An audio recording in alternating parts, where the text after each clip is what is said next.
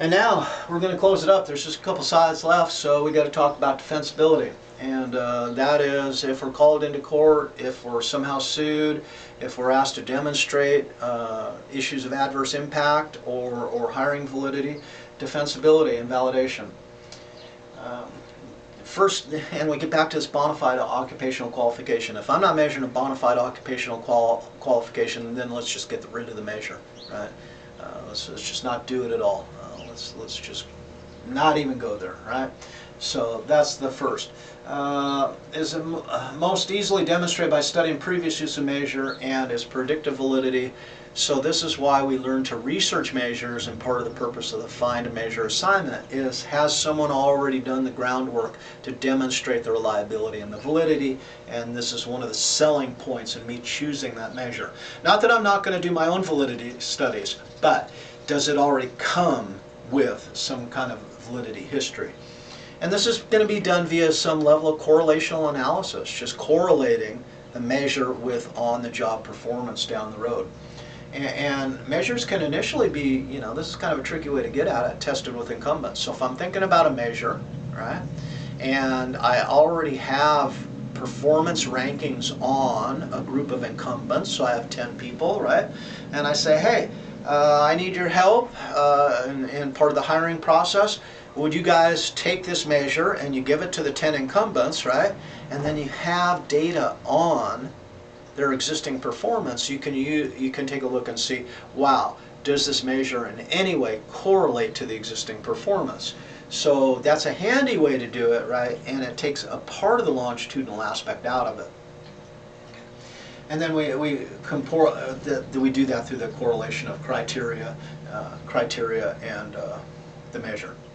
So, using existing assessment methods then, what can we do? Examine available validation evidence, and that's part of the find and measure assignment, is I'd like you to see if you can find that, if it exists. And if it doesn't exist, then you say, hey, look, I looked, I can't find any information on validation, and then you might want to go kind of the extra notch in the assignment and say, but this is how I would validate it, right?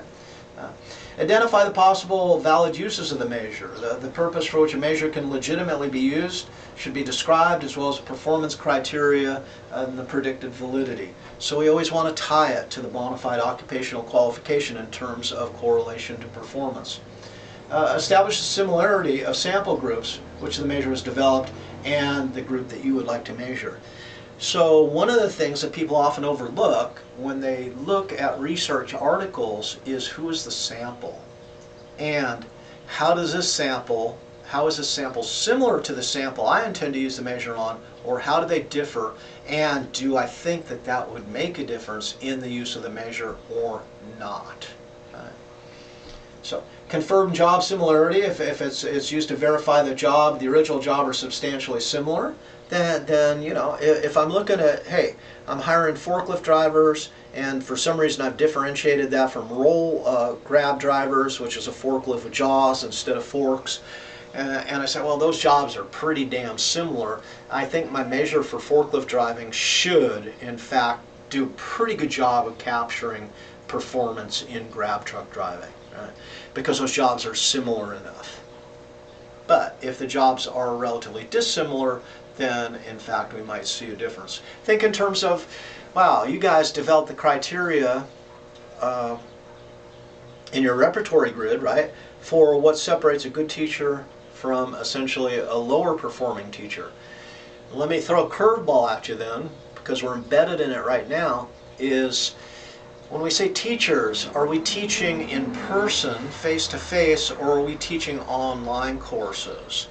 And the question is, okay, so we use these measures to hire our in-person teachers. Should we use the same measures to hire teachers who teach online? Is the job similar enough? Or do we have some radical differences in the two types of jobs that maybe require different measures to sort out our applicants for the two different positions? And that might be actually kind of an interesting one.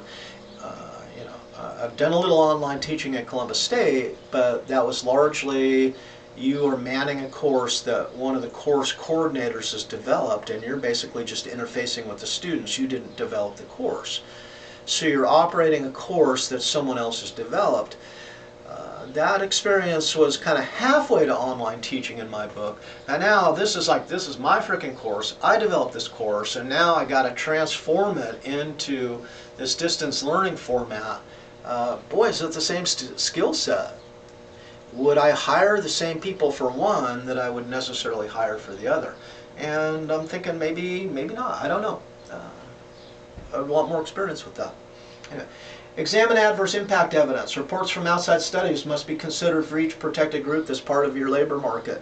And again, if you look at this measure has been given to this, and you look these folks, and you look at the demographics, then if there was a wide demographic range that had participated in this measure, then there might actually be literature that talks about differences on the basis of gender or ethnicity. Right? It may not exist. And again, this is part of your assignment on find measures to be the detectives. You won't be able on that assignment to provide an answer to each question. Some of the answers to the question appears not. I don't think there is, right? That I looked, I couldn't find anything. And again, if you're in that situation, then you might describe how you could test it. Right? And then developing rational test. So need to measure standing in some domain, experts consult. What do? You look at existing personality inventories. You review the company documentation. You do the repertory grid studies, and you guys know how to do that. And I think that is really one of the most powerful tools in going from job analysis to person specifications that then allows us to make informed choices of measures. Right? So that really is kind of the process. That's how it all fits together.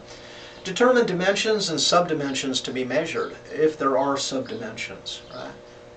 When you say clarity, clarity is a big dimension, and many of you put this on your repertory grid. Is the teacher clear? But clarity, right, should be subdivided, or as we can subdivide into other areas. Right? Oral clarity, or clarity of oral explanations, clarity of written instructions, clarity in answering questions posed in a live format.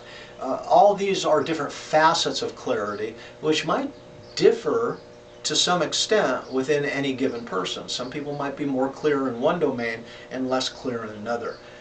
Is that important? Do we need to measure it?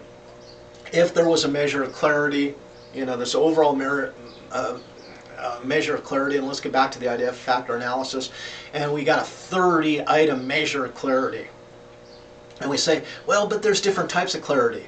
So then we do the factor analysis on the 30-item measure, and we look, and if certain, questions 1, 6, 9, 17, and 30 on the measure kind of all correlate, but then 2, 18, and 4 more of the even numbers kind of load on a different kind of correlate, and then a third grouping is over here, then we look at those 3 different groupings, those subgroupings in the clarity measure, and say, well, what kind of clarity does this describe? What kind of clarity does these describe? And these over here, do they describe yet a different form of clarity? And then you supply your own names so that you better understand the construct. And that's the beauty of exploratory factor analysis. When you start doing exploratory factor analysis, or you read articles that include factor analysis, you really begin to educate yourself on the complexity and the benefits of that measure, because that's what it's about. This is a tool, and we want to master these tools to ultimately hire the best people for the best positions. And we know all the benefits that accrue with that. So that's reliability, that's validity. And I was going to, I'm not going to use a cliche in a nutshell because it's anything but a nutshell. It's a big process, it's a complex process, but for those who kind of enjoy this stuff, it's a very exciting process. And maybe some of you and others it won't be. Realize though that a lot of standardized measures have almost all the work already done for us. Those of us who want to go to more esoteric measures or create our own measures, then we have to adhere to these ideas, right? So Anyway, I hope you guys are well. I hope you're safe, and I'm going to call this one good. Take care.